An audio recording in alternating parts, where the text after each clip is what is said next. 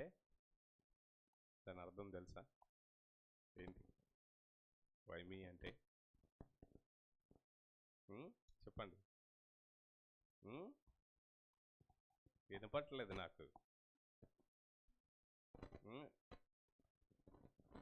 ఏంటి చెప్తున్నారు? నా దాకా రావట్లేదు మాట. చెప్పండి. వై మీ అంటే మీరు చెప్తున్నారు కరెక్టే, కానీ నాకు వినపట్లేదు. నాకు వినపడేలా చెప్పాలి.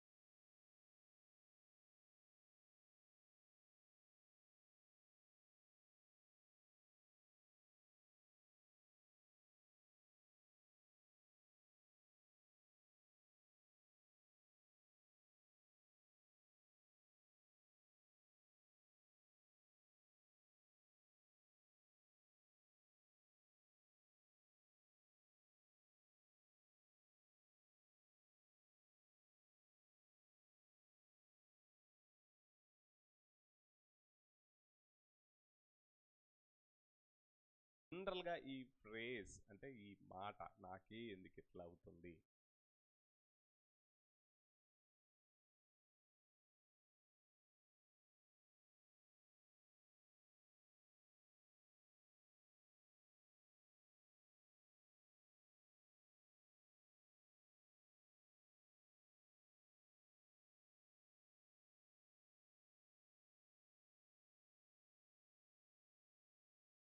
ఓ,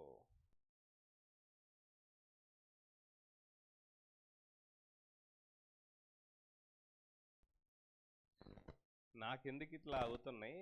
ఇలాగ అవుతున్న టైంలో నువ్వేమైపోయావు? ఆ? నేను ఇలాంటి పరిస్థితుల్లో ఉండగా నువ్వేమయ్యావు? నువ్వు ఎక్కడున్నావు? ఉం? ఈ ప్రశ్న కూడా వచ్చిండదా? చదవండి. కీర్తనలు 10:1.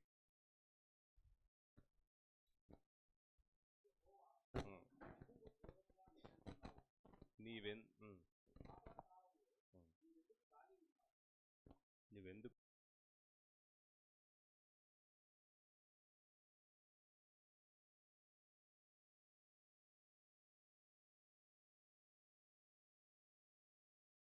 ఇట్లా సఫర్ అవుతుంటే నువ్వేమైపోయావు? ఈ ప్రశ్న కూడా ఎప్పుడన్నా వచ్చిందా? ఆ? వచ్చిందా? నేను ఇలా సిచ్యువేషన్లో ఉంటే నువ్వేంటి ప్రభువా కాముకున్నావు, నువ్వేం చెయ్యవేంటి? వచ్చిందా ప్రశ్న? సో దీనికి ఈ దినం మనము చూడబోతా ఉన్నాం. ఇది కాంటెక్స్ట్. ఈ రెండు, నాకే ఎందుకు, నువ్వెక్కడ అనేటటువంటిది మన ఇదోను చూడబోతా ఉన్నాం. అయితే ఇది అనుకున్నప్పుడు నేను ఏమి టాపిక్ విడదుకుందాము అని అంటే కష్టాలు, శ్రమలు అని అన్నాను. యూత్కి, పిల్లలకి కష్టాలు ఏంటి అంటే, పిల్లలకి కష్టాలు ఉండవా? ఉండవంటే చేత కష్టాలు చేతకంటే పేద కష్టాలు పేదకుంటాయి. లేని ఎవరు ఉండవు. సో వాడి కష్టాలు కూడా ఆడకెందు చూడి అన్ని అవతలు పడుతున్నాడు. కష్టాలు అది ఎవరి కష్టాలు వాళ్ళే కదా. సో కాబట్టి సో ఇది ప్రతి ఒక్కరము కూడా అప్లై చేసుకోవచ్చు. అయితే ఇక్కడ ఒక ప్రశ్న ఏమిటి అని అంటే, దేవుడు మంచివాడు కదా. దేవుడు మంచి దేవుడు. సృష్టించినప్పుడు కష్టాలని ఎందుకు అలౌ చేశాడు మనుషులకి? Why does a good God allow trials for human being? ఈ ప్రశ్న ఎప్పుడన్నా వచ్చిందా? ఎప్పుడన్నా వచ్చిందా ఈ ప్రశ్న? దేవుడు అసలు మనుషులకి ఎందుకు ఇన్ని కష్టాలు పెట్టాడు, ఇన్ని బాధలు పెట్టాడు, ఎందుకు అలౌ చేశాడు? ఇప్పుడు బయట ఎవరన్నా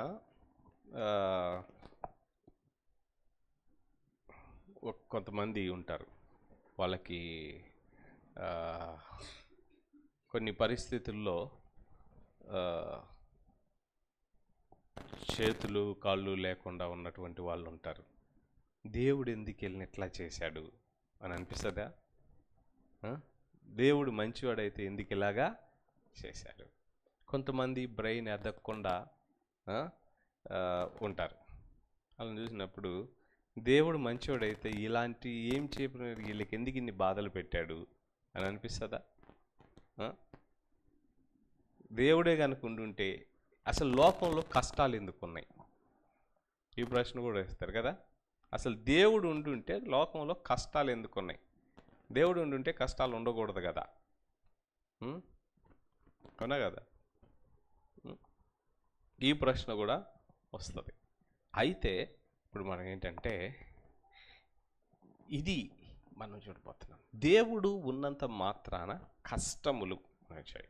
ఇప్పుడు ఒక ప్రశ్న నాకు చెప్పండి, దేవుడు కష్టాలను మనుషుల కొరకు ఎందుకు ప్లాన్ చేశాడు? దేవుడు కష్టాలను మనుషులకి ఎందుకు ఇచ్చాడు? అసలు దేవుడు కష్టాలు పెడతాడా?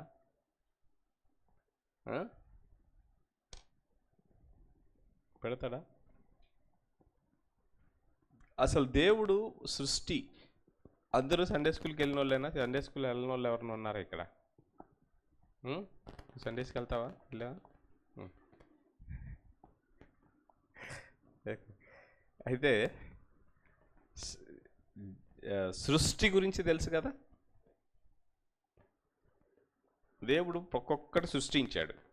సృష్టించిన తర్వాత మంచిది మంచిది మంచిది అన్నాడు. చెడ్డది ఏదైనా ఉందా? దేవుడు సృష్టించినప్పుడు కష్టం, ఆయన సృష్టించిన సృష్టిలో కష్టములు అనేవి ఎప్పుడు వచ్చినాయి? మొదటి రోజు కష్టాలు వచ్చినాయా? రెండో రోజు ఎంటర్ అయిందా కష్టము? మూడో రోజు ఎంటర్ అయిందా? నాలుగో రోజు ఎంటర్ అయిందా? ఐదో రోజు ఎంటర్ అయిందా? ఆరో రోజు ఎంటర్ అయిందా? సృష్టించినటువంటి సృష్టిలో, దేవుడి క్రియేషన్లో ఏ రోజు మనిషికి కష్టం అనేది ఎంటర్ అయింది? ఎవరు చెప్తారు?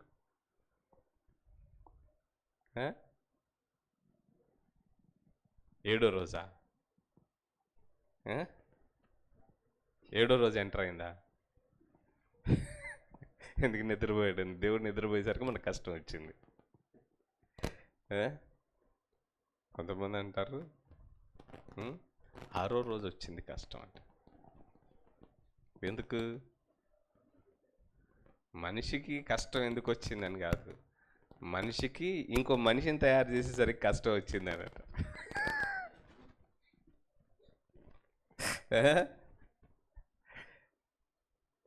అంటే దేవుడు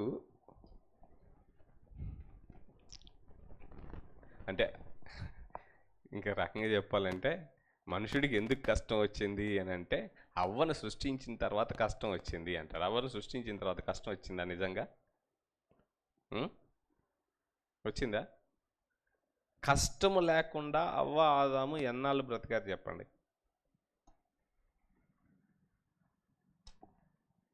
ఎన్ని రోజులు బ్రతుకుంటారు తెలియదు కదా, కానీ చాలా రోజులు బ్రతుకుంటారు. ఏదో 1-2 రోజులేనా, లేకపోతే చాలా రోజులా, చాలా సంవత్సరాలా? కానీ డెఫినెట్గా ఆదామును సృష్టించిన తర్వాత అవ్వను సృష్టించిన తర్వాత నెక్స్ట్ డే సిన్నింగ్ ఏం జరగలేదు. పాపం ఏమి ఆ పండు తింటే ఏమీ అవ్వలేదు. ఈ పండు తినకుండా ఎందుకని అంటాము? ప్రతిరోజు దేవుడు సాయంకాలము పూట వచ్చి వారితో మాట్లాడుతూ ఉండేవాడు అని అంటాం కదా. అంటే దాని అర్థం ఏంటి? దేవుడు ప్రతిరోజు వస్తున్నాడు, వెళ్తున్నాడు, సహవాసం చేస్తూ ఉన్నారు ప్రతిరోజు. అంటే 1-2 రోజులు కాదు, కొంతకాలం గడిచిపోయింది. అంటే దేవుడు సృష్టించినటువంటి సృష్టి శ్రమ, కష్టము, బాధ, వేదన ఏదీ లేకుండగా చాలా కాలము ఉన్నది. మరి శ్రమ ఎప్పుడు వచ్చింది?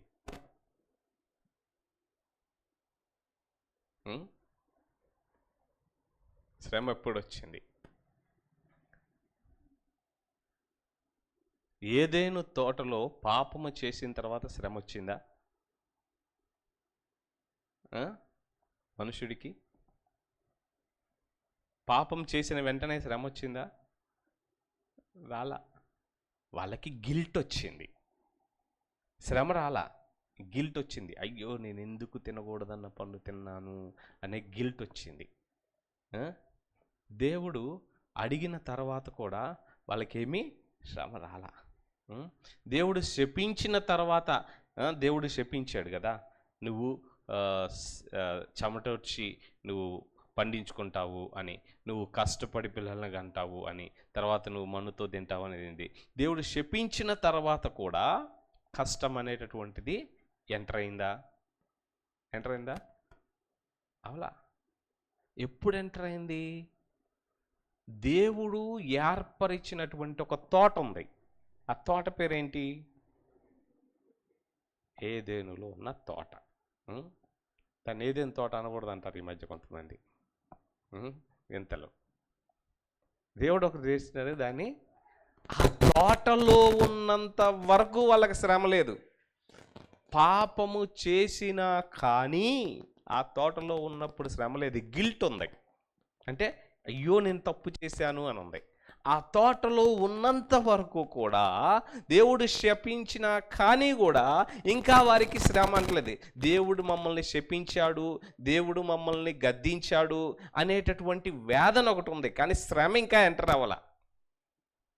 అంటే స్పిరిచువల్గా ఆ పెయిన్ ఆరంభమైంది, మానసికంగా పెయిన్ ఆరంభమైంది, ఫిజికల్గా పెయిన్ అనేటటువంటిది, కష్టం అనేటటువంటిది వారి జీవితంలో ఆరంభం అవ్వాల. ఎప్పుడు ఆరంభమైంది? వారు తోట వదిలి వెళ్ళిన తరువాత ఆరంభమైంది. 3 రకాల కష్టములు ఇక్కడ వచ్చినాం. ఒకటేంటి? ఆత్మ. దేవునికి అవిధేయత చూపించినప్పుడు యువర్ సోల్ సఫర్. మన ఆత్మ సఫర్ అవుతుంది. బయటికి బాగానే ఉన్నట్టు ఉంటారు, కానీ వాళ్ళ సోల్ సఫరింగ్లో ఉంటుంది. అల్టిమేట్ పీస్ అనేటటువంటిది వారికి దొరకదు.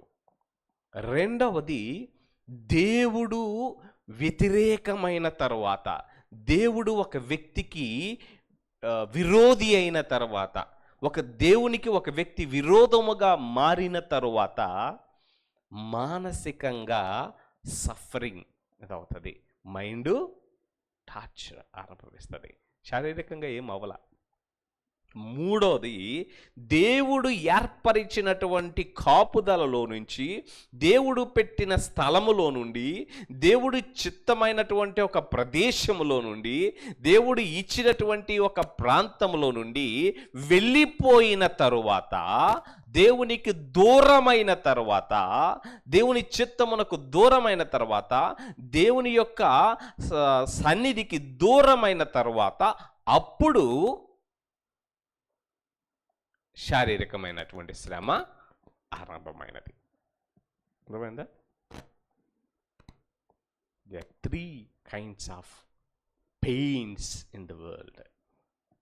బయటికి మనిషి ఎంతగా సంతోషంగా ఉన్నప్పటికీ కూడా, if he sin, he struggle in he spirit.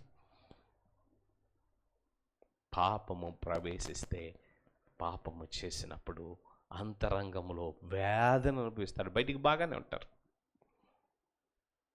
దేవుడు వ్యతిరేకి అయితే మైండ్ పనిచేయదు, సఫరింగ్, ఎమోషనల్ పెయిన్ అప్పుడు వస్తుంది. కానీ దేవుని దగ్గర నుంచి దూరం అయితే అప్పుడు ఆరంభమవుతుంది ఫిజికల్ పెయిన్. ఇప్పుడు మన కష్టం ఏంటి? మనకి ఏమున్నాయి? స్పిరిచువల్ పెయిన్ ఉందా? ఎమోషనల్గా బాధపడతా ఉన్నావా? కొంతమంది బయటికి కష్టం ఏమి ఉండదు, కూర్చొని ఆలోచించుకొని బాధపడతా ఉంటారు. They think and then they suffer. అంటే ఏదో జరగబోతుంది, ఏదో అవుతుంది అని ఊహించుకొని బాధపడతారు జరగకముందే. అంటే జరిగిందా? జరగలా. అంటే ఇక్కడ పెయిన్, ఏడుస్తూ ఉంటారు. ఏమన్నా అవ్వలేదు, అవుతుందేమో అని ఏడుస్తారు, ఏమన్నా జరుగుతుందేమో అని ఏడుస్తారు. అది సో ఊహించుకొని ఏడుస్తూ ఉంటారు, ఊహించుకొని బాధపడుతూ ఉంటారు. సో యాక్చువల్గా యూత్కి జనరల్గా ఈ థింకింగ్ అనేటటువంటిది ఎక్కువ ఊహలు ఎక్కువ ఉంటాయి, ఎక్కువ ఊహించుకుంటారు, జరగకముందే అన్నీ ఊహించుకుంటారు. సో మ్యాక్సిమం మనుషులు సఫర్ అయ్యే సఫరింగ్కి స్పిరిచువల్ సఫరింగ్ అనేటటువంటిది అది 100% పాపము. రక్షింపబడకపోతే అల్టిమేట్ శాంతి ఎవరికీ ఉండదు.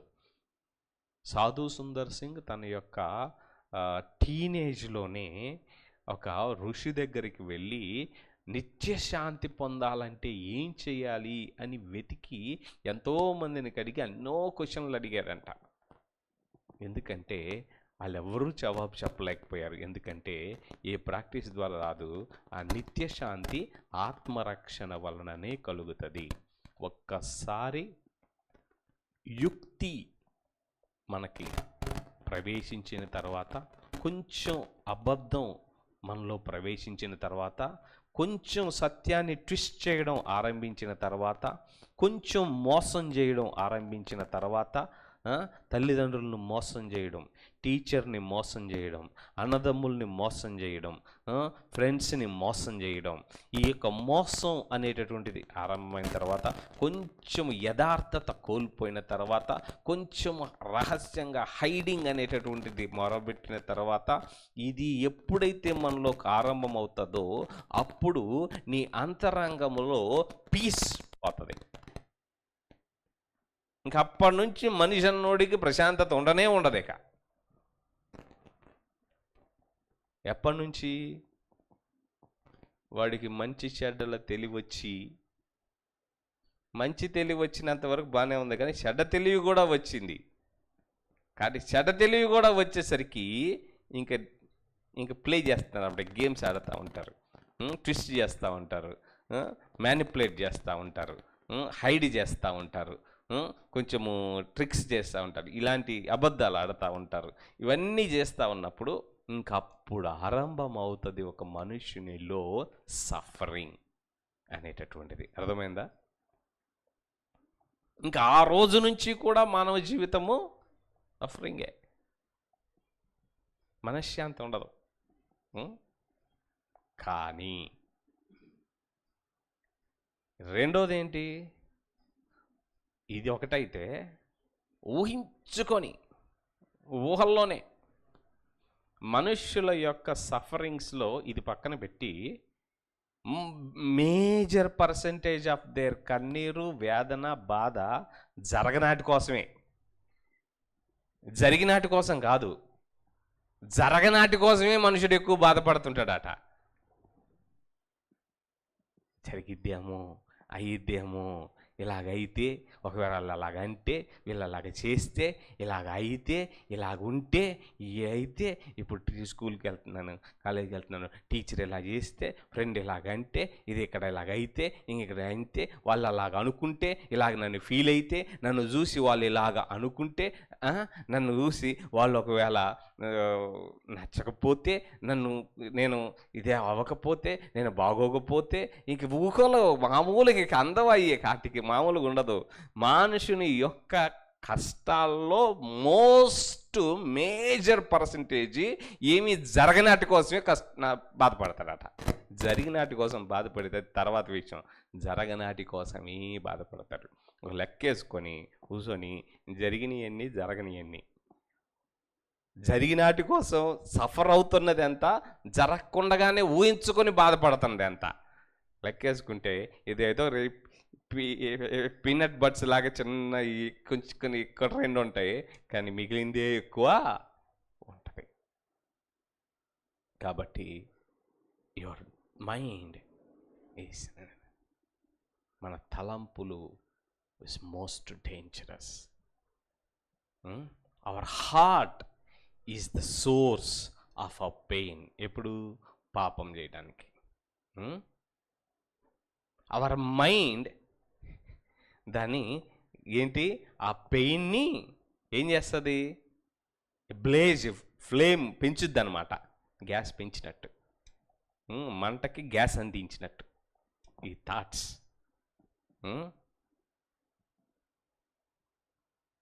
ఈ రెండింటిని కంట్రోల్ చేసుకున్నప్పుడు ఉంటుంది. దేవుని సన్నిధిలో నుండి వెళ్ళిపోయిన తరువాత ఫిజికల్ పెయిన్ ఆరంభమవుతుంది. ఎస్, నువ్వు పాపము చేశావు, అవును, దేవుడికి దూరంగానే ఉన్నావు, కానీ దేవుని దగ్గర నుంచి వెళ్ళిపోవద్దు, కానీ దేవుని మందిరాన్ని విడిచిపెట్టొద్దు, కానీ ప్రార్థనని విడిచిపెట్టొద్దు, కానీ సండే స్కూల్ని విడిచిపెట్టద్దు, కానీ యూత్ మీటింగ్స్ని విడిచిపెట్టద్దు, కానీ ఆరాధనని విడిచిపెట్టద్దు, కానీ దేవుడు ఇచ్చిన కాపుదల్లో నుంచి బయటికి వెళ్ళొద్దు. అందులో నుంచి నువ్వు రక్షణ పొందకపోయినా, ఇంకా పూర్తిగా దేవునికి ఇదవ్వకపోయినా, దేవుడు పెట్టిన స్థలములో, దేవుడు ఉంచిన స్థలములో, దేవుని యొక్క ఆ కాపుదలలో ఉన్నంత వరకు కూడా నీ ఫిజికల్ పెయిన్ రాదు. నువ్వు దాటిపోయావా, అప్పుడు పంట పండించడం స్టార్ట్ అయింది, దున్నడం స్టార్ట్ అయింది, ఇదేంటి స్టార్ట్ అయింది, చెమట స్టార్ట్ అయింది. వెంటనే వర్షం వస్తుందా? రాదు. మొక్క మొలుస్తుందా? రాదు. అది గచ్చబొదలు మొలుస్తుంది, వాటిని పీకాలి. మంచిది వేస్తే పక్కన ఇంకొకటి మొలిసిద్ది. ఆకలి అవుతుంది. అంతకుముందు ఆకలి అయితే కోసుకొని తింటమే, ఇప్పుడేంటి, వండించుకోదు, పండించుకోవాలి. మనం వండించుకొని తింటాం, వాళ్ళు పండించుకొని తర్వాత వెయిట్ చేయాలి. ఎన్ని రోజులు వెయిట్ చేశారో బయటికి వెళ్ళిన తర్వాత, అవ్వ ఆదాము ఫుడ్ లేకుండా. They suffered without food first. The first suffering of Adam and Eve after they went out of Eden is hunger. ఎందుకంటే బయటికి వెళ్ళిన తర్వాత ఏమీ లేవు. పంట పండించుకొని అది పండి ఆ తర్వాత ఎన్ని రోజులు తినకుండా ఉన్నారు కదా. కాబట్టి ఈ పెయిన్ అనేటటువంటిది ఆ తర్వాత ఆరంభమైంది. సో కాబట్టి ద మెయిన్ థింగ్ అంటే trials are not the God's plan. ఒకటో రోజు, రెండో రోజు, మూడో రోజు, నాలుగో రోజు, ఐదో రోజు, ఆరో రోజు, లేదంటే ఈ దేవుడు పడుకున్నాడు కాబట్టి ఏడో రోజు వచ్చిందో కాదు. అసలు దేవుడి సృష్టిలో ఏ రోజు కూడా ఆయన సృష్టించి ఆయన చేసిన వాటిల్లో ట్రయల్స్ రాలేదు. మనుషుడు చేసిన దాంట్లో నుంచి వచ్చింది. దేవుడు చేసిన దాంట్లో నుంచి పెయిన్ లేదు, కానీ మనుషుడు చేసిన దాని వల్ల పెయిన్ వచ్చింది. మనుషుడు అవ్వ ఆదాము చేసిన దాన్ని బట్టి.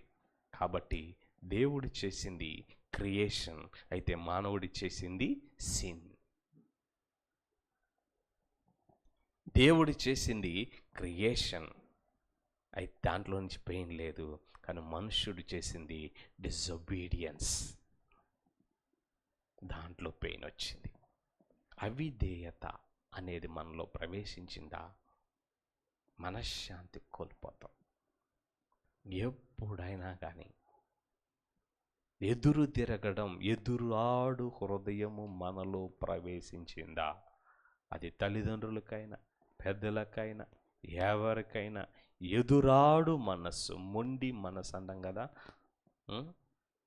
ఇది ప్రవేశించిందా, that is the source of the suffering of a human being.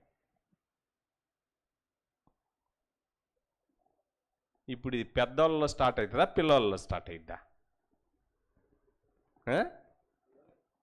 పిల్లల్లోనే start అవుతుంది మరి. కాబట్టి పిల్లలకే బోధించాలి ఫస్ట్ ఇది, ఈ ట్రయల్స్ అనేది, పెద్దలకు కాదు. ఇక్కడ స్టార్ట్ అయ్యేది ఇక్కడ కదా, అది పెద్దదై భరించలేని తన స్థితికి వచ్చేది పెద్దలకి, కానీ ఆరంభం అయ్యేది ఎక్కడ, పిల్లల దగ్గర. ఎక్కడ తీయాలి, వేరు దగ్గర నుంచి తీయాలి. ఏదైనా anything that you are unable to overcome, go to the root and pluck it out from the root. నీ జీవితంలో ఏ బలహీనత అయినా ఉండని, ఏ సమస్య అయినా ఉండని, అది ఆరంభం ఎక్కడైంది నాలో అని ఆరంభమునకు వెళ్ళి, ఆ మూలమునికి వెళ్ళి అక్కడ నుంచి ఒప్పుకొని, అక్కడ నుంచి మార్చుకొని, అక్కడ నుంచి సరి చేసుకుంటారా, నీ జీవితంలో నిజమైనటువంటి జయాన్ని నువ్వు చూస్తావు. పైపైన ఈరోజు వచ్చిన శ్రమ, ఈరోజు వచ్చిన కష్టం, ఈరోజు వచ్చిన బాధ ఇక్కడిక్కడే సాల్వ్ చేస్తున్నావా, మళ్ళీ వస్తుంది. కలుపు తీసేయడానిక పైన గడ్డిగా వస్తున్నావా, వస్తూనే ఉంటుంది. లోపలికి వెళ్ళి వేర్లతో పాటు తీసేస్తే మళ్ళీ రాదు. ఏ సమస్య అయినా, ఏ బలహీనత అయినా, ఏదైనా నీ జీవితంలో నువ్వు ఎదుర్కొంటున్న దాన్ని నువ్వు రూట్స్కి వెళ్ళాలి.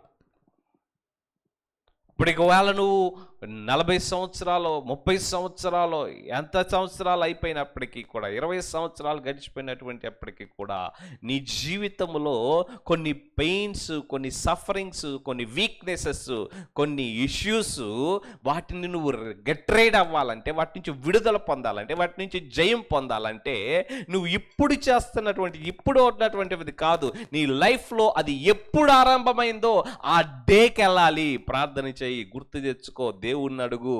when it is entered in your heart, and God will remind you, reveal to you, remove from that time. అప్పటి నుండి దేవుడు తీసివేసినప్పుడు నీ జీవితంలోంచి దానిని తొలగిస్తాడు. go to the root and pluck it out. కాబట్టి మంచి దేవుడు ఎందుకు ఇలాగ చేశాడు అంటే, మంచి దేవుడు ఏది కూడా కీడు చేయడు. అది మనుష్యుని యొక్క పని వలన మాత్రమే, కానీ దేవుని యొక్క క్రియేషన్ వలన ఏది జరగదు. అది అర్థమైందా?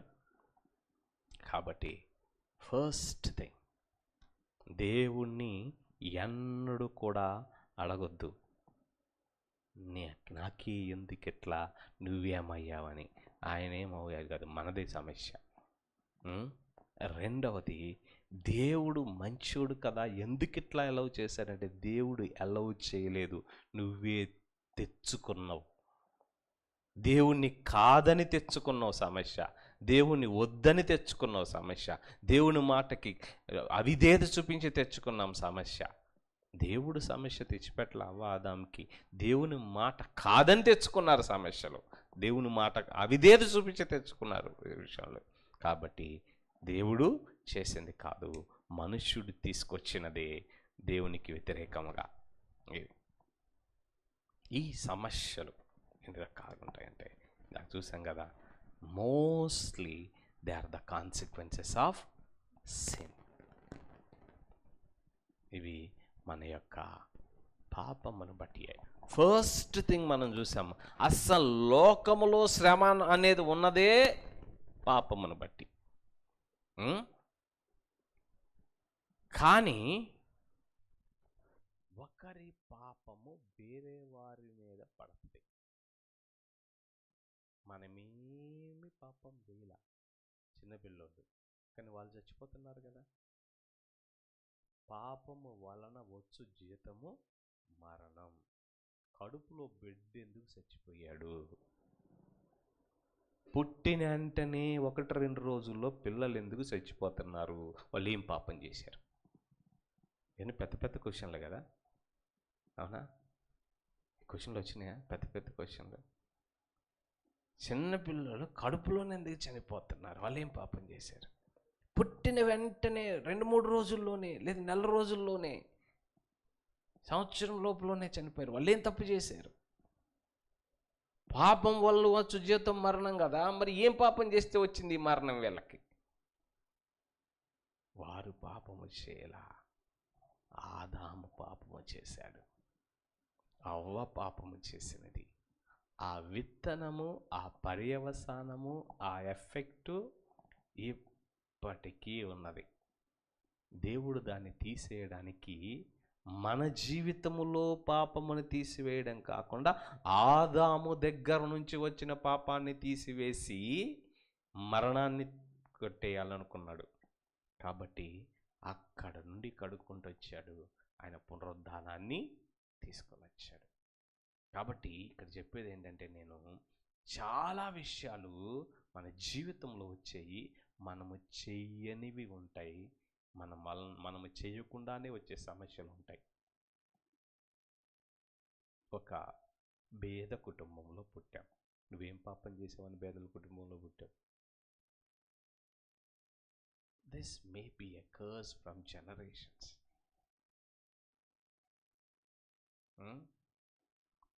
ఏదైనా ఒక సమస్యతో వచ్చావు, నువ్వేం చేసావు? ఒకవేళ పితరులలో నుండి ఎక్కడి నుంచి అయినా కానీ ఈ యొక్క పర్యవసానం వచ్చి ఉంటుంది. ఖచ్చితంగా కూడా అవ్వ ఆదాం దగ్గర నుంచి ఎంటర్ అయింది. అప్పటి నుంచి ఉన్నది మల్టిప్లై అవ్వుకుంటూ, పాసాన్ అవ్వుకుంటూ వస్తూ ఉన్నది. చాలా విషయాలు మనం పాపం చేయకపోయినా వచ్చినప్పటికీ ఎవరో చేసిన దాన్ని బట్టి వచ్చింది. ఉదాహరణకి, నేను చేయకపోతే నేను ఎందుకు సఫర్ అవ్వాలి అంటే, it's nature, we are living in the community. నీవు హైదరాబాదు యొక్క ట్రాఫిక్లో చక్కగా ఏఐ లాగా మొత్తం ట్రాఫిక్ రూల్స్ అన్నీ కూడా చదివేసి బట్టి పర్ఫెక్ట్గా ట్రాఫిక్ నేను లెఫ్టే వెళ్తా, నేను ఆగుతా, ఇందులో ఈ స్పీడే వెళ్తా, ఇక్కడ కరెక్ట్గా వచ్చిన ఎల్లో లైట్ వచ్చినప్పుడు ఆగిపోతా, గ్రీన్ వచ్చినప్పుడే స్టార్ట్ అవుతా, ఇంకా అన్నీ కూడా పర్ఫెక్ట్గా నేను హార్న్ ఎక్కడ కొట్టాలో అక్కడ కొడతా, ఎక్కడ లైట్ ఇవ్వాలో అక్కడ ఇస్తా, అన్నీ కూడా కరెక్ట్గా ఇలాగ నువ్వు మొత్తం కూడా ట్రాఫిక్ రూల్ బుక్ అంతా కూడా అవసరం పట్టేసి కరెక్ట్గా నువ్వు అలాగా డ్రైవింగ్ చేస్తున్నావు అనుకో, నీకు ఎన్నడూ యాక్సిడెంట్ అవ్వదా?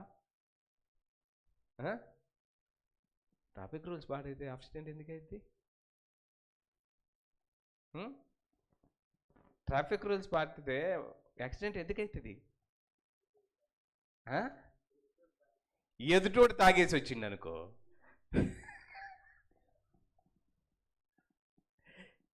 వాడు తేడాగా నడుపుతున్నాడు అనుకో, గుద్దేది ఎవరిని? మనుషులందరూ తేడాగా ఉంటే మంచిగా ఉన్నోడికి సఫరింగ్ ఉంటుంది. అలాగని మంచిగా ఉండొద్దు అని కాదు, మంచిగా ఉన్నా సఫరింగ్ ఉంటుంది. మంచిగా లేకపోయినా సఫరింగ్ ఉంటుంది. హైదరాబాద్ ట్రాఫిక్లో కరెక్ట్గా వెళ్ళినోడే సఫర్ ఎక్కువ అవుతాడు, లేటుగా ఎక్కువ వెళ్తాడు.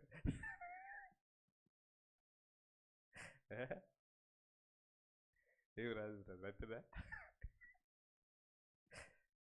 అంటే మన కష్టమునకు మనము చెయ్యనిది వచ్చిద్ది అన్నదానికి చక్కగా ఈ ట్రాఫిక్కే. నువ్వు చాలా కరెక్ట్గా వెళ్తున్నా కానీ పక్కనోడు వల్ల నీకు వచ్చింది. When you are in the community of sinful community you will suffer consequences of sin. అంటే నీ సిన్నే కాకపోవచ్చు, నీ కుటుంబపు సిన్ అయ్యి ఉండొచ్చు, నీ కుటుంబం కూడా మంచిది అయి ఉండొచ్చు, నువ్వు ఉన్న పేట మంచిది కాకపోవచ్చు. లోతు మంచోడే, లోతు కుటుంబం కూడా మంచిదే, కానీ ఊరు మంచిది కాదే. పేరు మంచిదే కానీ ఊరు మంచిది కాదు. తర్వాత ఊరు మంచిది కాకపోతే ఏమైంది? పేరు కూడా పాడైపోయింది. లోతు పేరు పాడైపోయింది చివరికి, తన జీవితం యొక్క చివరిలో ద మోస్ట్ వరస్ట్ సిచ్యువేషన్కి తన బ్రతికెళ్ళిపోయింది. ఈరోజు మతోన్మాదులు వాటిని ఎత్తి మాట్లాడతారు. ఫస్ట్ పేరు మంచిదే కానీ ఊరు మంచిది, పేరు మంచిది, అంతా బాగుంది. ఎక్కడ? అబ్రహాంతో ఉన్నప్పుడు పేరు మంచిదే, ఊరు మంచిది కాదు. ఎక్కడికి వెళ్ళాడు? సొదొమ గొమొర్రాకి వెళ్ళాడు. తర్వాత ఏమైంది?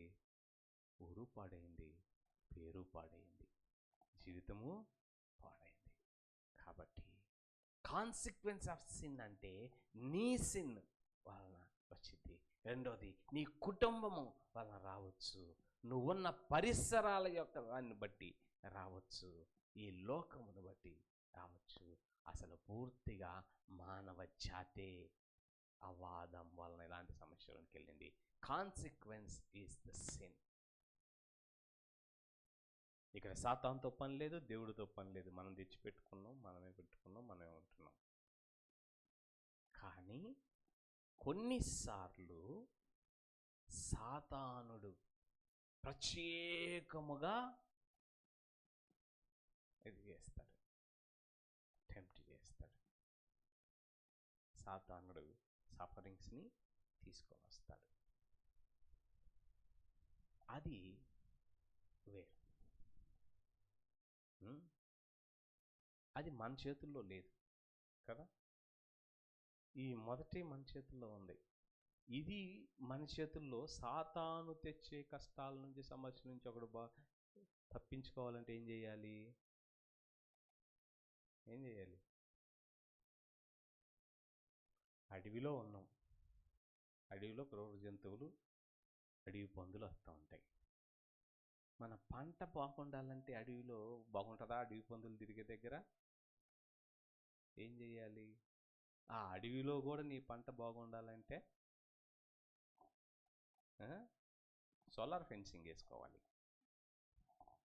సోలార్ ఫెన్సింగ్ వేసుకుంటే ఎంత అడవిలోనైనా ఎన్ని క్రూర జంతువులున్నా, ఎన్ని అడవి పందులున్నా, ఎన్ని నక్కలున్నా, ఎన్ని కుక్కలున్నా, ఏమైనా కానీ సోలార్ ఫెన్సింగ్ వేస్తే నీ పంట బాగుంటుంది. ఈ లోకంలో సాతానుడు ఉన్నాడు, గర్జించి సింహం వలె తిరుగుతూ ఉన్నాడు, తోడేలు వలె తిరుగుతూ ఉన్నాడు, తోడేలాడు. వాడు గొర్రె సింహం వేసుకొని వస్తూ ఉన్నాడు. ఎక్కడ మంచిగుందో తెలియదు. ఈ రోజుల్లో కొంతమంది అంటారు, పిల్లల్ని స్కూల్కి పంపించాలంటే కష్టం, ఎట్లుందో. కాలేజీకి పంపించాలంటే కష్టం, ఎట్లుందో. బయటకు పంపించాలంటే కష్టం, ఎట్లా ఉన్నది. లోకానికి వెళ్ళాలంటే కష్టం, ఎట్లా ఉంది. సెల్ ఫోన్ ఇవ్వాలంటే భయం, అయ్యో ఎట్లా. లోకమంతా ఇదైపోయింది, ఎట్లా ఎట్లా ఎట్లా ఎట్లా. అడవిలో నువ్వు కరెక్ట్గా ఓట్లో ఉన్నట్టు ప్రొటెక్షన్ కావాలంటే ఎక్కడి నుంచి వచ్చింది? నీ కంచె ఉంటే వచ్చింది. సాతానుడు గర్జించడం వల్లే నిన్ను ఇబ్బంది పెట్టాలని ప్రయత్నిస్తాడు. కానీ కంచె ఉందంటే, యోబు దగ్గరికి సాతాను వెళ్ళి అంటాడు, నీవు యోబునకు ఉన్నదానికి చదవండి అక్కడ, అది యోబు 1 గ్రంథాలు. నీ ఏం చేశారంట దేవుడు?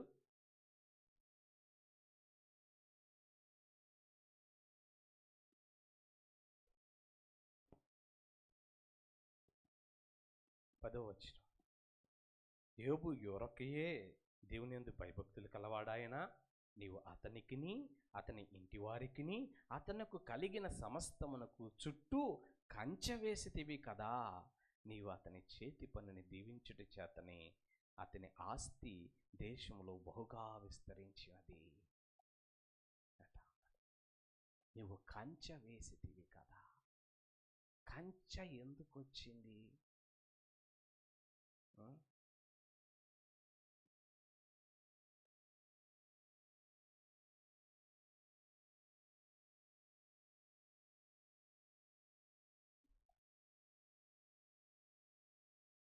ఒకసారి ఒక ఎడారిలో ఒక కుటుంబము ఎడారి గుండా వెళ్ళాల్సి వచ్చిందంట, ప్రయాణం చేయాల్సి వచ్చిందంట. ఎడారిలో నుంచి అంటే ఒక ఊరు నుంచి ఒక ఊరు నుంచి, ఆఫ్రికా లాంటి ప్లేసుల్లో, మిడిల్ ఈస్ట్ లాంటి ప్లేసుల్లో ఒక ఊరు నుంచి ఒక ఊరు వెళ్ళాలంటే ఎడారిలో నుంచి వెళ్ళాలి, అడవిలో నుంచి వెళ్ళాలి. అప్పుడు పాతకాలం, ఏమీ లేవు, నడుచుకుంటే వెళ్ళాలి. కొన్ని రోజులు వెళ్ళాలి, కొన్ని రోజులు ఎడారిలో నుంచి ప్రయాణం చేయాల్సిన అవసరం ఉంది. సో భార్య, బిడ్డలు, కుటుంబం అంతా ప్రయాణం చేస్తూ ఉండండి. వాళ్ళకున్నవన్నీ తీసుకొని వెళ్ళి రాత్రి అయ్యింది. రాత్రి అయ్యేసరికి ఎడారిలో పడుకోవాలి. ఆ ఎడారిలో దొంగలు ఉన్నారని, ఎడారి ప్రయాణం చేసేటటువంటి వారిని దోచుకుంటారు అనేటటువంటిది బాగా తెలుసు. అయినా కానీ తప్పక ప్రయాణం చేస్తూ ఉన్నారు. వెళ్తూ ఉండినప్పుడు ఏమైంది, ఆ రాత్రి వాళ్ళందరినీ ఇచ్చేసి, ఈ రాత్రి ఏమవుతుందో అని బిక్కుతో ఏమైనా కానీ మనము ప్రార్థన చేసుకుందామని కుటుంబం అంతా కూడా మోకరించి, ప్రభా ఈ ఎడారిలో మేమున్నాం, ఎలాంటి అపాయం వస్తుందో మాకు తెలియదు, ఏముంటుందో తెలియదు, నీవే మమ్మల్ని కాపాడయ్యా అని ప్రార్థన చేసుకొని రాత్రి అంతా పడుకున్నారు. అడవిలోకి వెళ్తే అప్పుడు ప్రార్థన వచ్చింది. ఇక్కడ జంతువులు ఉన్నాయి, పులులు ఉన్నాయి అంటే అప్పుడు ప్రార్థన వచ్చింది, అప్పుడు దాకా రాదు. సో భయం ఉంది కాబట్టి ప్రార్థన వచ్చింది అన్నమాట. రోజుల్లో ఎవడో తిరుగుతున్నాడంట, సైకోలు తిరుగుతున్నారంట అని తెలిస్తే ఆ రాత్రి గట్టిగా ప్రార్థన చేస్తాం, ప్రభువా మా ఇంటికి కాపుదలివయ్యా, ఒకటి కాపుదలి అయ్యా. సైకోగాడు తిరుగుతున్నాడు కదా, న్యూస్ ఛానల్ వచ్చింది. సో ఇది అడవిలో ఉన్నారని తెలిసింది కదా, గట్టిగా ప్రార్థన చేసుకున్నారు, ప్రభువా కాపాడయ్యా. పొద్దున్న లేచారు, ఊరికే అన్నారు, ఇక్కడ సైకోలు లేరు, ఎవడు లేరు, దొంగలు లేరు, ప్రశాంతంగా పడుకున్నాను అనుకున్నారు. మళ్ళీ 2వ రోజు మరలా రాత్రి అయింది. మరలా రాత్రి ప్రార్థన చేసుకున్నారు. మరలా రాత్రి ప్రార్థన చేసుకొని మరలా ఇదయ్యారు. మరలా పొద్దున్న లేచరికి ఏమో లేదు, ప్రశాంతంగానే ఉంది, దొంగలు లేరు, ఎవరు లేరు, హ్యాపీగా ఉంది. మళ్ళీ లేచారు, మళ్ళీ రోజంతా ప్రయాణం చేశారు. మళ్ళీ 3వ రోజు రాత్రి కూడా పడుకునేటప్పుడు ఏమైంది, ప్రార్థన చేసుకున్నాను అనుకుంటే ఉట్టిదే, ఇక్కడ దొంగలు ఉన్నారు, దోసుకునే వాళ్ళు ఉన్నారు అని ఉట్టిదే. ఒకవేళ ఎప్పుడో ఉన్నారేమో కానీ ఇప్పుడు లేరు. 2 రోజులు చూసాం కదా, ఎక్కడ ప్రశాంతంగా పడుకున్నా, దొంగలు లేరు, ఏం లేరు అని చెప్పేసి బాగా తిని అవి పడుకున్నారు. ప్రార్థన చేయకుండా ప్రార్థన చేయాల్సిన అవసరం ఏముంది, నిన్న చూసాం మొన్న చూసాం, దొంగలు లేరు, ఏమి లేరు, హ్యాపీగా పడుకున్నారని పడుకున్నారు. ఏమైంది, ఆ రాత్రి తెల్లవారుజామున దొంగలు వచ్చి వాళ్ళు పట్టుకొని కట్టేశారు. వాళ్ళ బ్యాగులన్నీ ఎతికి వాళ్ళకున్న బంగారాన్ని, డబ్బుల్ని అన్నీ దోచుకొని వెళ్ళిపోతూ ఉన్నారు. వెళ్ళిపోతూ వాడు అందులో ఒకడు ఒక క్వశ్చన్ అడిగింది అనమాట. ఏమడిగిందంటే,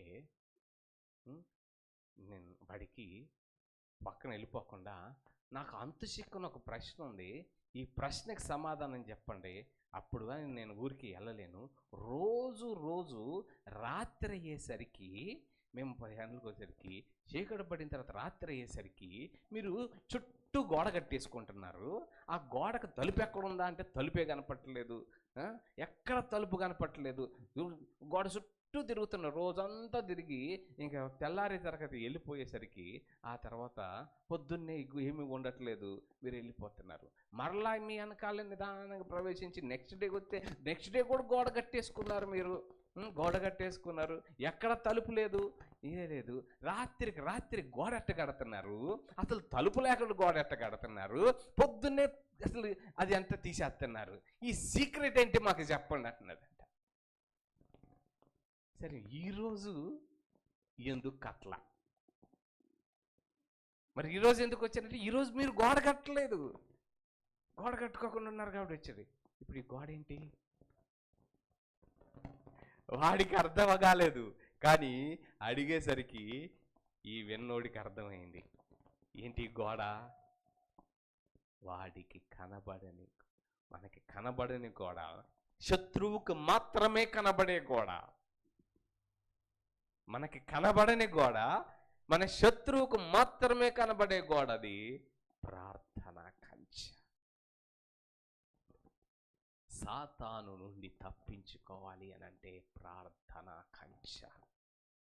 ప్రార్థన చేసుకుంటున్నావా? వాక్యం చదువుతున్నావా? 4 రోజులు బాగానే ఉన్నానులే, ఎందుకులే ప్రార్థన అనుకుంటే సాతాను దాడి నీ జీవితంలో ఆరంభమవుతుంది. సాతాను తెచ్చే సమస్యలు, కష్టాలు నీ బ్రతుకులోకి వచ్చేస్తాయి, కుటుంబంలోనికి వచ్చేస్తాయి. భార్యాభర్తలు కలిసి ప్రార్థన చేస్తూ ఉన్నాం, బాగుంది, మేము బాగానే ఉన్నాములే అని కలిసి ప్రార్థన చేయడం మానేశామా, ఆరంభమవుతాయి సమస్యలు. ఎందుకంటే గోడ కట్టలేదు. ఇక్కడ మన ఊహ ఏంటంటే దొంగలు లేరు అనేది కాదు, గోడ కట్టుకోవడం ఇంపార్టెంట్.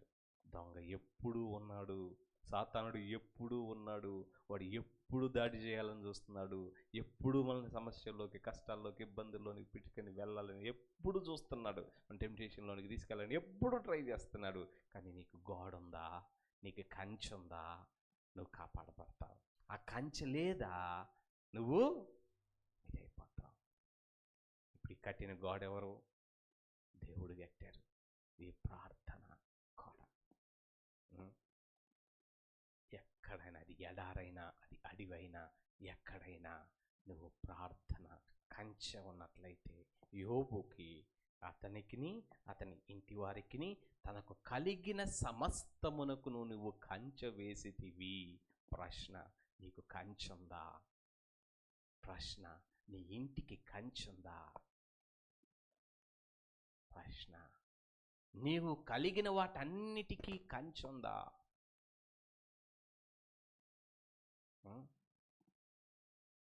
కొన్ని ఏంటంటే మన చేతికి ఏది ఇస్తే అదే పాడైపోతుంటుంది. ఎందుకు? నీ దగ్గర కంచె లేదు. కొంతమందికి చేతికి ఏది ఇచ్చినా అది సక్సెస్ అవుతుంది, కొంతమంది చేతికి ఏది ఇస్తే అది పాడైపోతుంది. అక్కడ కంచె లేదు వానికి, కనిగిన వానికి, వాటికి. నీకు కంచె ఉన్నదా? నీ కుటుంబానికి కంచె ఉందా? కుటుంబానికి కంచె అంటే ఓన్లీ పేరెంట్సే కంచేయాలి, పిల్లల కంచేయాలి. ఎవరైనా ప్రార్థన చేస్తే కంచేస్తాడు దేవుడు. చిన్న పిల్లలైనా, ఒకవేళ తల్లిదండ్రులు దేవునికి లోబట్టలేదనుకో, ఒకవేళ తల్లిదండ్రులు అవిధేయంగా ఉన్నారనుకో, ఒకవేళ తల్లిదండ్రులు కొంచెం అటు ఇటుగా ఉన్నారనుకో, పిల్లలు ప్రార్థన చేసిన దుర్గమును కడతాడు దేవుడు. నీవు నీ కుటుంబానికి కంచె వేసే బిడ్డగా నువ్వు అయిపోతావు. కాబట్టి సాతాను దగ్గర నుంచి వచ్చే శ్రమల నుంచి వాడు ఎప్పుడు ట్రై చేస్తూనే ఉంటాడు ఏదో ఒక రకంగా ఇబ్బంది పెట్టడానికి. కానీ దాని నుంచి విడుదల వచ్చేటటువంటిది ఏంటంటే ప్రార్థన కంచె. తర్వాత ఏంటంటే దేవుని యొద్ద నుండే వస్తుంది. అది ఎవరు? యోబు కదా. దేవుడే పరీక్షించాడు, దేవుడే టెస్ట్ చేశాడు. ఎప్పుడన్నా కానీ పరీక్షలు లేని స్కూల్ అయితే బాగుంటుంది అని అనిపించిందా? అనిపించింది. ఎగ్జామ్స్ లేని అయితే బాగుంటుంది. మీకు ఎలాగ ఎగ్జామ్స్ లేవులే,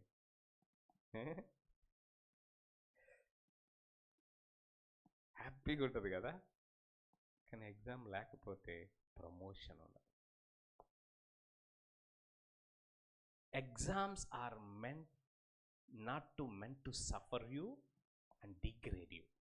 నిన్ను కష్టపెట్టి నిన్ను అవమానపరచడానికి కాదు పరీక్షలు పెట్టేది, నిన్ను ఘనపరిచి ఇంకొక క్లాస్లోనికి తీసుకుని వెళ్ళడానికి మంచి ర్యాంక్ ఇచ్చి.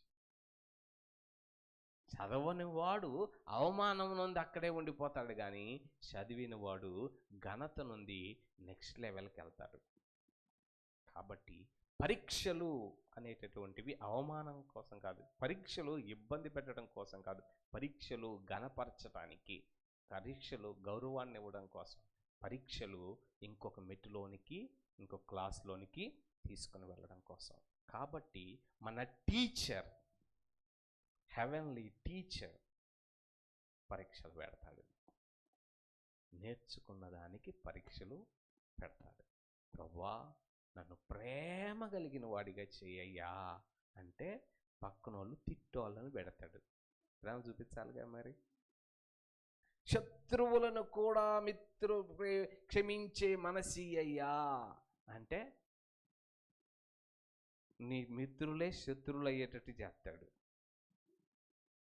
ఎందుకంటే బయట శత్రువులను క్షమిస్తాను, నా మిత్రుడే శత్రువుడు అయ్యాడు, నా సొంతోడే నాకు నేనెట్ట క్షమిస్తా?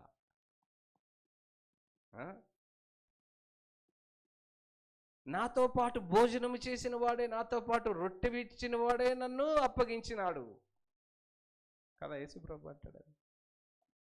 బయట వాళ్ళనైతే క్షమిస్తా,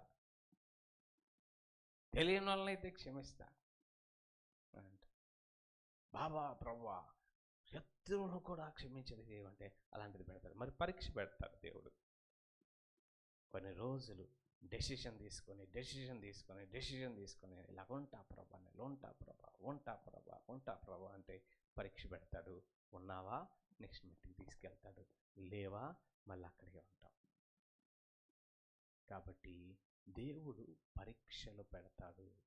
దేవుడు పరీక్షలు మనల్ని ఇబ్బంది పెట్టడానికి కాదు, మనల్ని కష్టపెట్టడానికి కాదు, మనల్ని ఘనపరచడానికి, మనల్ని నూతనమైన మెట్టులోనికి, ప్రమోషన్లోనికి తీసుకుని వెళ్ళడానికి.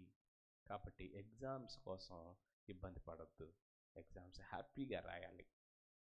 అదేనా, హ్యాపీగా రాయాలి ఎగ్జామ్స్. ఎవరు హ్యాపీగా రాస్తారు ఎగ్జామ్స్? చదివినోడు హ్యాపీగా రాస్తాడు, చదవనోడు రిజల్ట్ వస్తున్నాయి అంటే ఇంకా ఎప్పుడెప్పుడు రిజల్ట్స్ హాహా అని ఎదురు చూస్తారు. బాగా రాసినాడు, రాయినాడు రిజల్ట్స్ అంట వెళ్ళడానికే భయం, చెక్ చేసుకోవడానికే భయం వెళ్ళి కదా. కాబట్టి టెస్ట్. యేసుక్రీస్తు మంచి శిష్యునిగా మన ఆయన పాదముల ఎదుట నేర్చుకుంటే ఆయన పరీక్షలు పెడతాడు. పరీక్షల్లో నెగ్గుకుంటూ ముందుకు వెళ్ళిపోవాల్సిందే. నాకు పరీక్షలో దయా అంటే మనము ఏ ఘనపరచబడుట, హెచ్చింపబడుట అనేటటువంటిది ఉండదు. పరీక్షలకు భయపడి, శ్రమలకు భయపడి, అపనిందలకు భయపడి, మనుషులు ఏమంటారో అని భయపడి నువ్వు వెనక్కి వెళ్ళిపోతా ఉన్నావంటే నువ్వు ఎదగలేవు. మనుషులు ఏమన్నా అనుకొని, ఎంత కష్టమైనా రాని, ఎలాంటి పరిస్థితులైనా రాని, ఏదన్నా రాని నేను ముందుకు వెళ్ళిపోతా అనుకున్నవాడు ఖచ్చితంగా ముందుకు సాగిపోతానే ఉంటారు. కాబట్టి టెస్ట్ వస్తాయి. అయితే ఈ ట్రయల్స్ వచ్చినప్పుడు మనం ఎలా స్పందిస్తాం అనేది ప్రాముఖ్యం. మన సమస్యల్లో వస్తాయి కొన్ని, మనకు వచ్చేది తెలియకుండా వస్తాయి, కానీ కొన్ని తెలిసి వస్తాయి. దేవుడు శ్రమను ఎందుకు అనుమతించాడు అని అన్నాం కదా. Why good God allow trials. ఆయన ట్రయల్స్ని ఆయన పెట్టలేదు, అనుమతించాడు. కానీ ఆయన పెట్టింది ఒకటి ఉంది. ఏంటో తెలుసా? 1 Corinthians 10:13. ఆయన పెట్టింది ఒకటి ఉంది. ఆయన శ్రమలు ఆయన పెట్టలేదు, అవి మనం తెచ్చుకున్నాం, లేదంటే ఇవి తెచ్చినాయి. ఆయన ఇంటెంట్ చేయలేదు, ఆయన ప్లాన్ చేయలేదు. 13 సాధారణంగా మనుషులకు కలుగు శోధన తప్ప మరి ఏది మీకు సంభవింపలేదు. మనుషులకు జరిగే కష్టాలే వస్తాయి. నీకే ఎందుకు అంటే నాకే ఎందుకు కాదు, నీలాంటి వాళ్ళు చాలామంది ఉన్నారు. అందరికీ అంతే. నేనే ఎందుకంటే నీయే కదా, అందరూ అట్టాగే. కానీ నీకు తెలియదంతే. ప్రతి ఒక్కరూ they go through the sufferings of humanity. ఆ తర్వాత దేవుడు నమ్మదగినవాడు, మీరు సహింపగలిగిన దానికంటే ఎక్కువగా ఆయన మిమ్మల్ని శోధింపనీయడు. అంతేకాదు, సహింపగలుగుటకు ఆయన శోధనలో కూడా తప్పించుకుని మార్గమును కలుగజేయును. ఈయన పెట్టేదేంటి? శ్రమ ఆయన ద్వారా రాలేదు, ఆయన ద్వారా వచ్చిందేంటి? శ్రమల్లో నుండి తప్పించుకునే మార్గం ఆయన పెడతాడు. శ్రమల నుండి బయటికి వెళ్ళే ద్వారం ఆయన పెడతాడు. ఏంటి ఆ ద్వారం అంటే? సిలువ ద్వారం, పరిశుద్ధాత్మ ద్వారం. సమస్యలు, కష్టాలు, ఇబ్బంది అవి వస్తాయి, తప్పకుండా వస్తాయి. కానీ అవి ఆయన తీసుకురాలా. నువ్వు చేసిన దాన్ని బట్టి వచ్చింది, లేకపోతే ఉన్న పరిస్థితులను బట్టి వచ్చింది, కుటుంబంలో ఉన్న దాన్ని బట్టి నుంచి మరి దేని వలన వచ్చింది. కానీ ఆయన పెట్టింది అయితే ఒకటి ఉంది. అందులో నీవు తప్పించుకోవడానికి ఒక మార్గం ఆయన పెట్టాడు. ఆ మార్గం ఏంటంటే సిలువ. సిలువ యొద్దకు వెళ్ళి మనమన్నీ చెప్పుకుంటే, అందరికి కూడా ఒక బెస్ట్ ఫ్రెండ్ ఉంటాడు. ఆ బెస్ట్ ఫ్రెండ్ ఏంటంటే అది అవుట్లెట్ అనమాట. అది మనకు వచ్చిన ప్రతి తలంపు, ప్రతి ఆలోచన, ప్రతి బాధ, ప్రతి సమస్య వారి దగ్గర ఎక్కేస్తాం. వాడిని బెస్ట్ ఫ్రెండ్ అంటాం. ఏమీ ఊహించుకోకుండా, ఏమీ ఆలోచించుకోకుండా ఉన్నది ఉన్నట్లు పక్కనోడికి చెప్పేసుకుంటాం. వీడు ఏమీ నాకు నష్టం చేయడు, నా సీక్రెట్ని దాస్తాడు అని చెప్పేసి, ఏదైనా సలహా ఇస్తాడు అని చెప్పేసి చెప్పుకుంటాం. ఈ లోపులో అలాంటి బెస్ట్ ఫ్రెండ్లు ఎవరు, దాచేటోళ్ళు ఎవరు లేరు. మొత్తం లీకేజ్ మాస్టర్సే. నాకు బెస్ట్ ఫ్రెండ్ నువ్వు అనుకుంటావు, కానీ ఆయనకి ఇంకో బెస్ట్ ఫ్రెండ్ ఉంటాడు, అక్కడికి వెళ్ళి లీక్ చేస్తాడు. ఆయనకి ఇంకొక బెస్ట్ ఫ్రెండ్ ఉంటాడు, అక్కడికి వెళ్ళి లీక్ చేస్తాడు. వాళ్ళకి ఇంకో బెస్ట్ ఫ్రెండ్ ఉంటారు, ఇలాగ చైన్ మొత్తం తిరిగిద్ది కదా, టోటల్గా మొత్తం వెళ్ళిపోతుంది.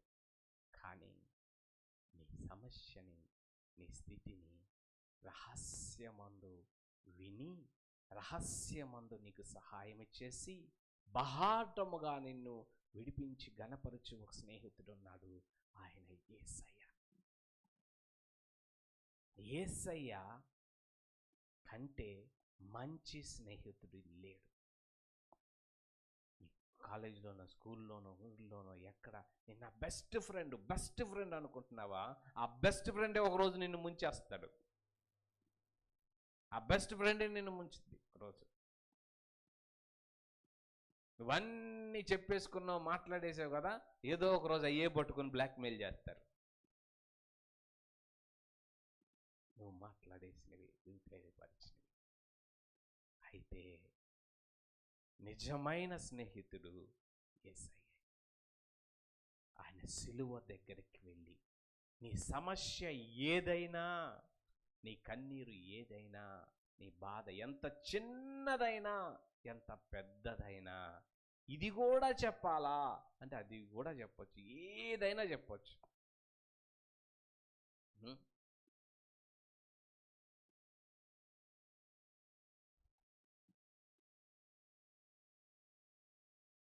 మీ బ్రదర్ మీద ఉన్న బాధని దేవుడి దగ్గర చెప్పొచ్చు, మీ సిస్టర్ మీద ఉన్న బాధని దేవుడి దగ్గర చెప్పొచ్చు, మీ పేరెంట్స్ మీద ఉన్న బాధని దేవుడి దగ్గర చెప్పొచ్చు, మీ పిల్లల మీద ఉన్న బాధని దేవుడి దగ్గర చెప్పొచ్చు, మీ టీచర్ మీద ఉన్న బాధని దేవుడి దగ్గర చెప్పొచ్చు, ఎవరి మీద ఉన్నదాన్ని, ఆయన స్నేహితుని మీద ఉన్న బాధని దేవుడి దగ్గర చెప్పొచ్చు.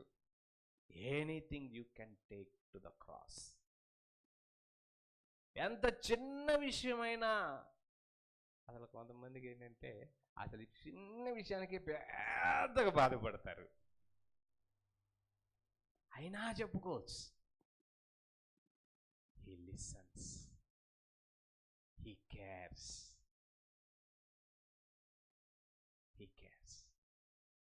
అంత మంచి స్నేహితుడు మనకు యవన దినములలో.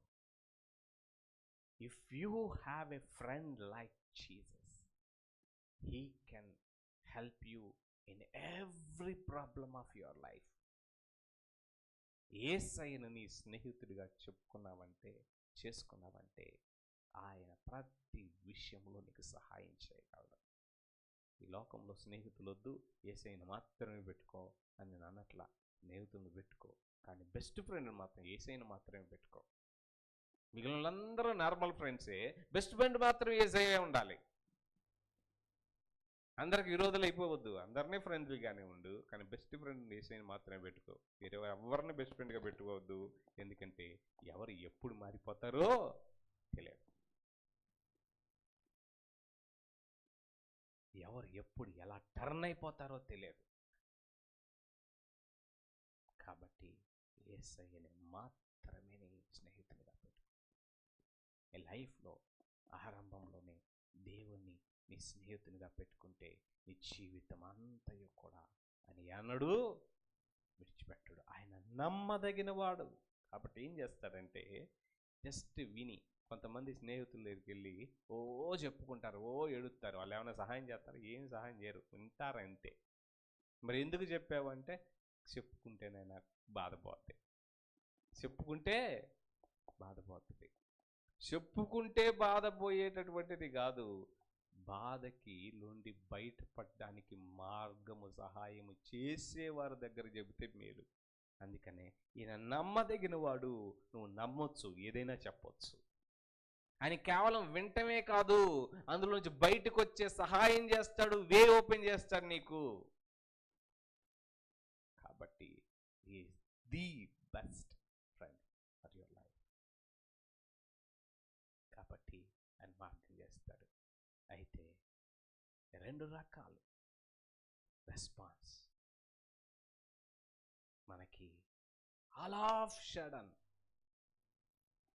చెప్పి రావు కొన్ని కష్టాలు, చెప్పకుండా వస్తాయి. ఏం చేయాలి? You prepare your self, you build your character. Joseph లైఫ్లో ప్రతి కష్టము ఒకటి అయిపోయిందన్న తర్వాత ఒకటి అన్నీ చెప్పకుండా వచ్చినాయి. చెప్పి ఏది రాలా జోసెఫ్ లైఫ్లో. కానీ he build his character, he build his testimony, he build his life in the word of God. దేవుని వాక్యము అనే పునాది మీద తన్ను తాను కట్టుకున్నాడు. కాబట్టి చెప్పకుండా ఎన్ని కష్టాలు వచ్చినప్పటికీ తన యొక్క జీవితము వాక్యం అనే పునాది మీద ఉంది. కాబట్టి ఇదైంది.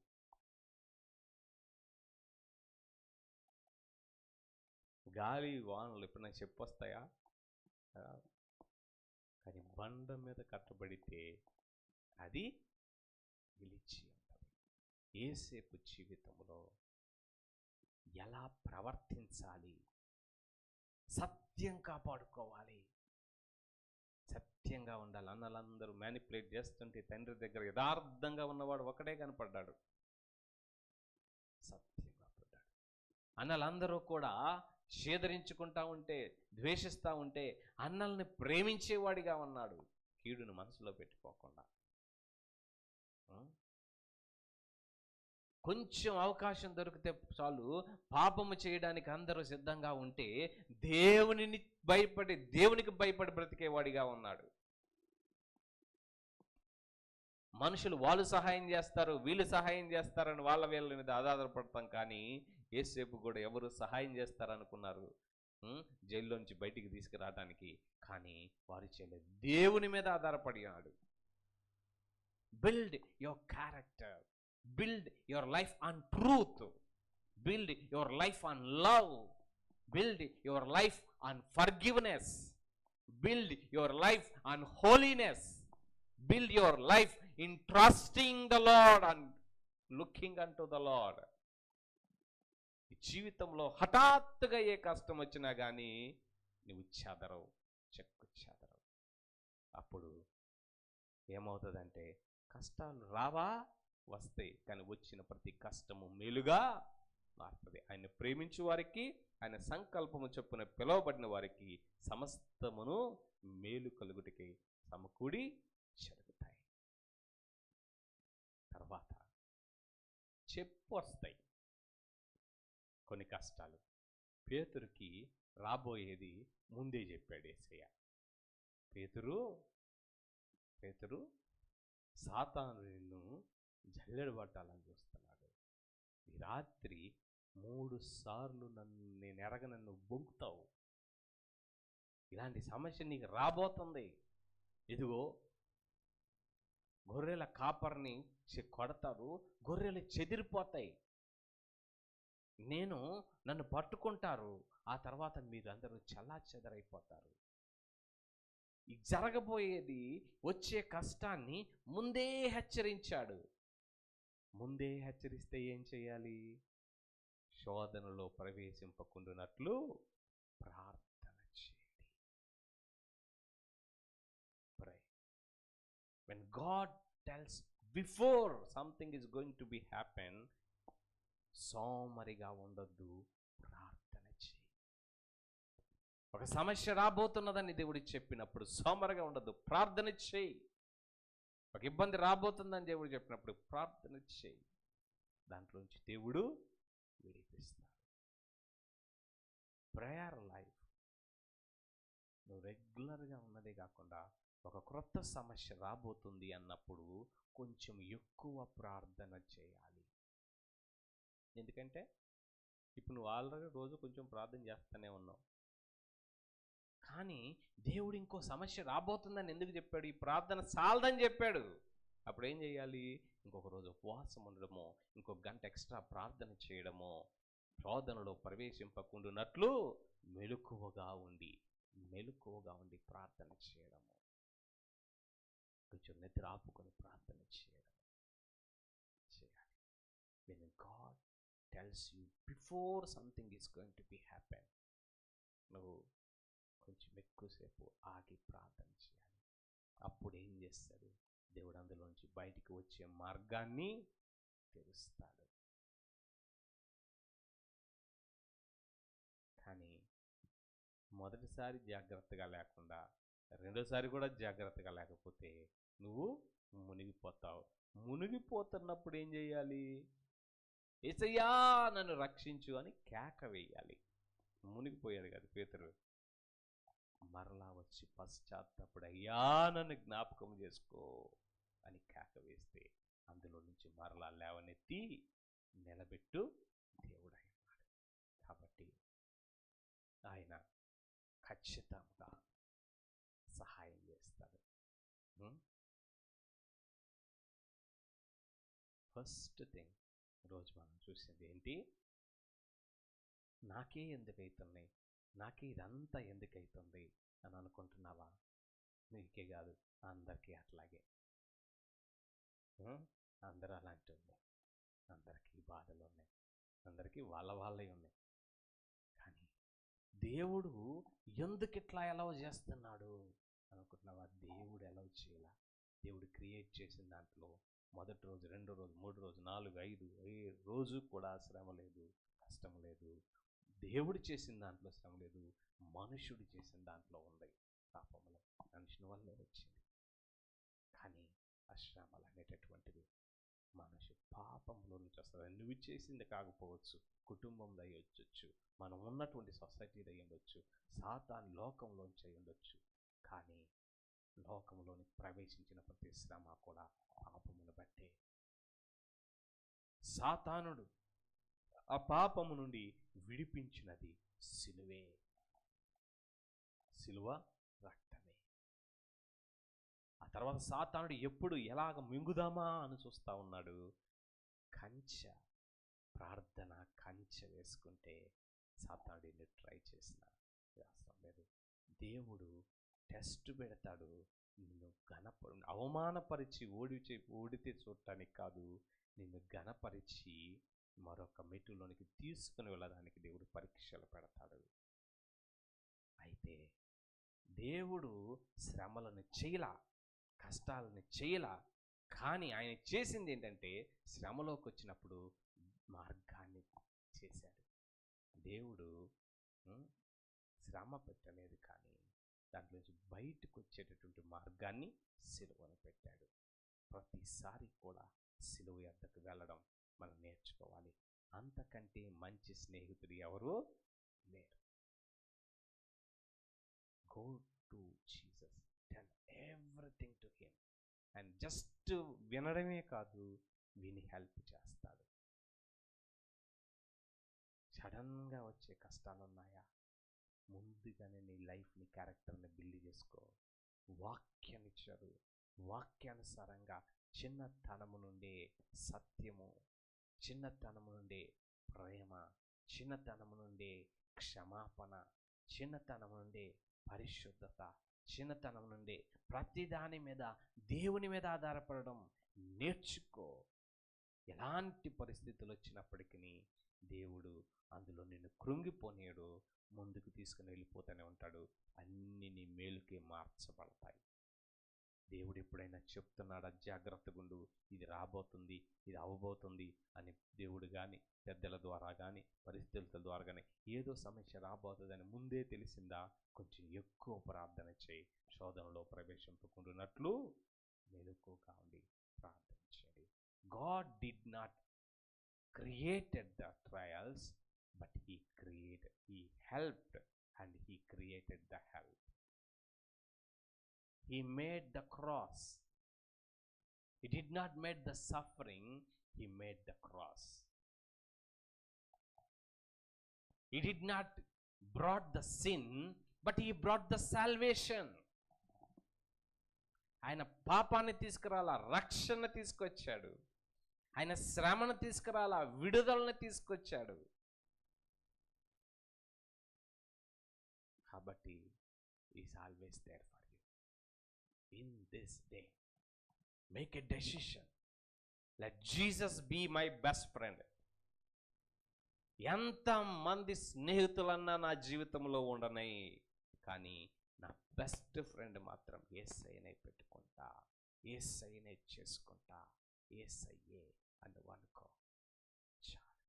ఆయన కేవలం వినడం మాత్రమే కాదు, సహాయం చేసేవాడు. ప్రార్థన చేసుకుందాం. కొంచెంసేపు ప్రార్థన చేద్దామా? ఇందాక అడిగినప్పుడు సమస్యలు, కష్టాలు అందే ఉన్నాయి, కరెక్టే. కానీ వేర్ ఆర్ యు? జీసస్, ప్రభా, from this day I want to make you as my friend. నా స్నేహితునిగా నేను నిన్ను చేసుకుంటానయ్యా. నీకే సమస్తం చెప్తా ప్రభా. నువ్వు మనుషుల దగ్గర చెప్పుకుంటే చులకనైపోతావు. మనుషుల దగ్గర చెప్పుకుంటే మోసం చేస్తారు. మనుషుల దగ్గర చెప్పుకుంటే మారిపోతారు. కానీ దేవుడి దగ్గర చెప్పుకుంటే మారడు.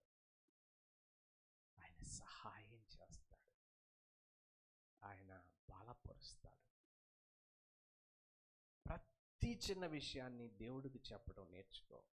Learn to pray is just sharing everything to your friend.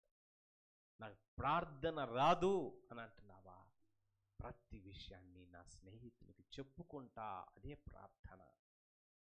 దాయకుండా యథార్థంగా ఉన్నది ఉన్నట్లు నా స్థితి యావత్తును విప్పి చెప్పుకుంటా, అదే ప్రార్థన.